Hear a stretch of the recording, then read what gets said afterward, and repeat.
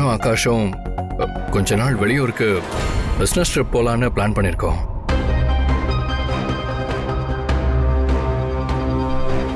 Correct. இவனு எதையோ பறி கொடுத்த மாதிரியே இருக்கான். கூட்டிட்டு போ ராகவ், கொஞ்சம் தெளிவாகட்டும். அதெல்லாம் ஒண்ணு வேண்டாம்.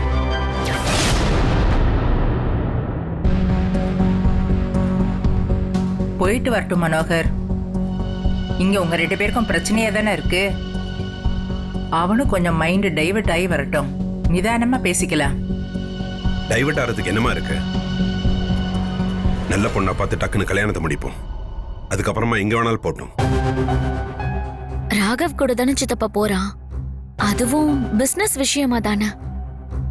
அவனும் பிசினஸ பாத்துக்கிட்ட நல்லதானே சித்தப்பா, போயிட்டு வரட்டுமே. நீ சொல்றதெல்லாம் சரிதாம்மா. ஆனா இப்போதைக்கு அவனுக்கு கல்யாணம் பண்ணி வைக்கிறது தான் முக்கியம். இல்லை சித்தப்பா, நாங்க போயிட்டு வந்துடுறோம்.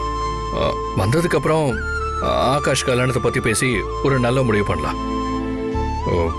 இதனால நம்ம வீட்டில் இனி எந்த பிரச்சனையும் வேண்டாம். ஜஸ்ட் ஒரு 3 months டைம் கொடுங்க. அது ஒரு பெரிய டியூரேஷனா இருக்காது. ப்ளீஸ் சித்தப்பா.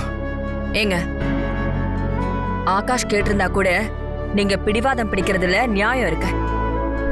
ராகவே இவ்ளோ தூரம் கேக்குறான், எதுக்கு பிடிவாதம் பிடிக்கிறீங்க?